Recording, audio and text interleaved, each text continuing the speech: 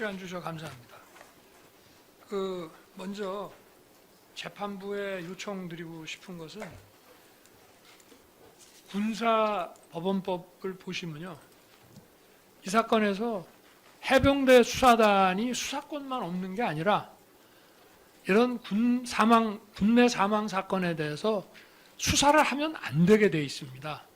그 개정법의 취지는, 저는 뭐 대통령 하면서 군 사망 사건에 관심이 많았기 때문에 취임 초기부터 제가 취임하면서 이 개정법의 효력이 발생되기 시작을 했습니다. 그래 이제 뭐 여군 사망 사건도 있었고, 또 그거와 관련해서 공군 법무관도 뭐 징계나 뭐 이런 조치가 이루어지기도 했는데, 이게 왜 그러냐면 손을 타면 안 된다는 겁니다. 그냥 조사를 하다가 저 군사법경찰에서 수사를 하다가 뭐 경찰에 넘기면 또 인계 받아서 경찰은 그 바톤 타치해서 하고 이러는 게 아니라, 군내 사망 사건에 대해서는 수사기관이 손대지 말라는 겁니다. 그래서 손을 타서 사람들을 조사하고 장병들이나 이렇게 막 조사를 하다 보면 이게 나중에 민간 수사기관, 경찰, 검찰에서 조사할 때 이게 실체가 왜곡될 수 있기 때문에 손대지 말라는 그런 취지가 그 개정법에 아주 나타나기 때문에 그거를 좀 다시 한번 꼼꼼히 봐주시기를 부탁드리고, 그래서 이 사건에 대해서는 기본적으로 해병수사단이나 국방부 조사본부나 다 조사권이 없고 수사권이 없습니다. 그러면 저희 사법권이 없다는 겁니다. 그러면 조사를 한다라고 할 때 그 조사는 뭐냐? 그거는 행정조사입니다. 행정조사는 왜 합니까? 그거는 과거에 벌어진 일을 처벌하려고 하는 것이 아니라 앞으로 이런 동종 유사 사건의 발생을 방지하거나 또는 잘못한 사람이 있었을 때 그 사람에 대한 인사고과 평정을 하거나 인사조치라는 장래의 행정 업무를 위한 사실조사는 할 수 있습니다. 그러면 이 조사를 누가 하느냐? 해병대가 자기 마음대로 조사하는 게 아닙니다. 왜냐? 여기에 과오가 있으려면 해병대가 과오가 있을 수 있고, 그 최수근 상병의 그 사망에 대해서는 또 해병대 2개 대대가 당시에 경북 예천에 있는 그 육군 50 몇 사단에 파견을 가서 일을 하다가 이 사고가 났거든요. 그럼 그 지휘권이 넘어갑니다. 그럼 그 지휘권이 예천을 관할하는 육군 사단에 있을 수 있기 때문에 이 행정조사를 장내 어떤 사고 예방이라든가 또 그 인사조치를 하는데 필요한 행정조사를 한다 그러면 그 조사권은 사실은 해병대가 마음대로 조사하면 안 되고, 또 육군 그 예천 관할 사단도 마음대로 조사하는 게 아니라 국방부 장관이 국방부 조사본부라든지 감찰관실이라든지 감사관실이라든지 뭐 이렇게 검토를 거쳐서 조사를 명해야 되는 겁니다. 예를 들어서 어느 기업에 부산지사에서 화재가 발생했는데 그 화재 원인 규명을 그 부산지사에서 자체적으로 할 게 아니라 서울 본사가 해야지. 아니 부산지사에서 문제가 발생했는데 그게 공정하게 되겠냐 이 말입니다. 그래서 이게 기본적으로 뭐 수사권이 뭐 침해가 돼서 뭐 직권남용 어쩌고 공소장에 막 이렇게 돼 있는데, 그리고 아까도 뭐 해병 그 사령관하고 방첩대장 뭐 해가지고 뭐 식사하면서 수사단장이 뭐 자기가 마무리를, 아니 기본적으로 안 되게 돼 있다는 것을 법적으로 좀 얘기를 하고 싶고요. 그리고 저는 그럼 여기에 대해서 왜 그 아침 보고를 제가 받았냐? 저는 군내 사망 사건에 관심이 많아서 군내 사망 사건에 대해서는 엄정하게 조사하고, 그래서 수사는 검경이 하는 거지만 그 군내 사망 사건에 대한 군내의 책임 소재를 분명히 가려서 인사에 반영하고 예방 조치를 하도록 늘 해왔습니다. 그래서 이번에 이 최상병 이 건도 아침 그 국가안보실 아마 월요일 회의였을 겁니다. 비서관 임기훈 비서관까지 왔으면, 그럼 이거를 왜 저한테 보고를 했냐?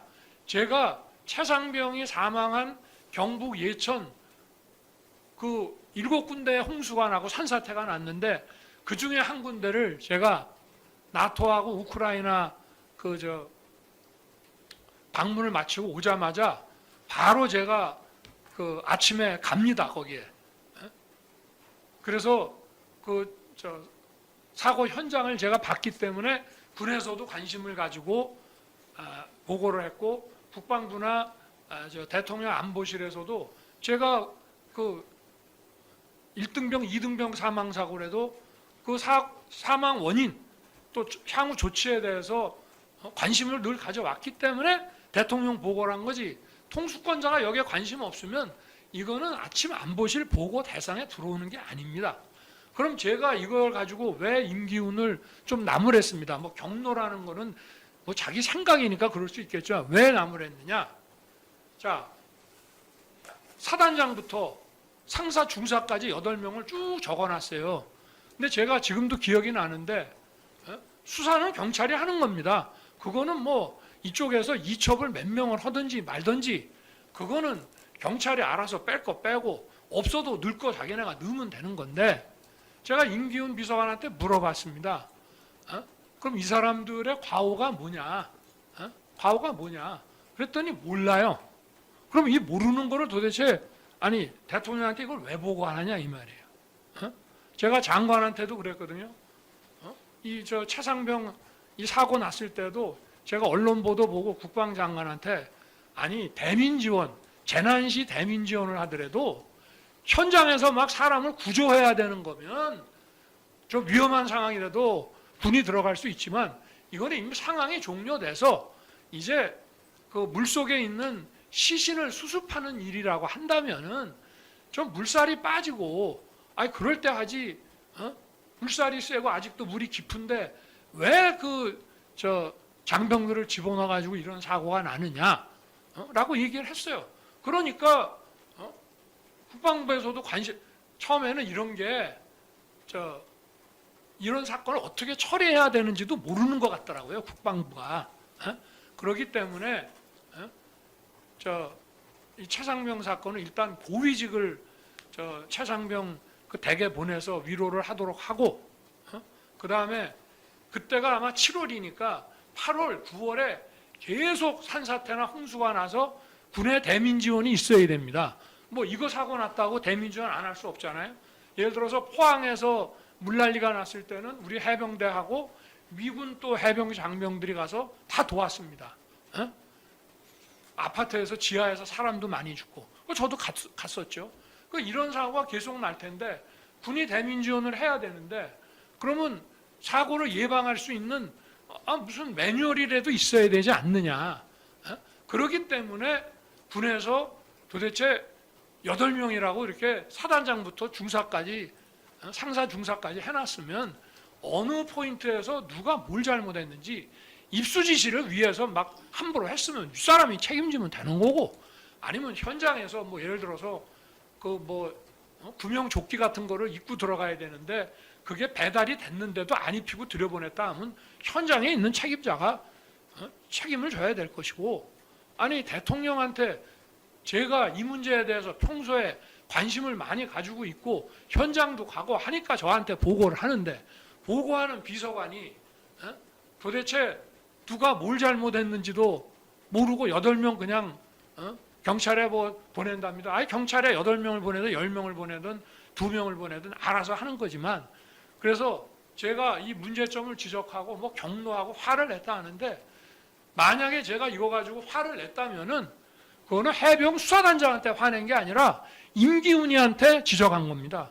해병 수사단은 권한도 없고요. 그리고 솔직히 해병대 안에 무슨 사고가 얼마나 일어난다고 해병 수사단이 정말 수사를 한다고 하더라도 수사 실력이 얼마나 된다고 그 수사단에다가 잘했니 잘못했니 하면서 검사 26년 한 대통령이 화를 내겠습니까? 저 피고인. 네, 그러니까 그 정도만 일단 말씀을 드리고요. 예, 다음 기일에 또 말씀해 주시죠. 네. 지금 시간이 저희도 또 오후 재판을 해야 돼서 제가 시작이기 때문에 이런 기본적인 부분들을 좀 말씀을 드리는 것이 앞으로 다음 기일에도 재판하는데, 나오실 테니까 재판하는데 시간도 좀 효율적으로 저 쟁점 정리가 좀 될까봐 말씀을 드리는 예. 겁니다. 감사합니다.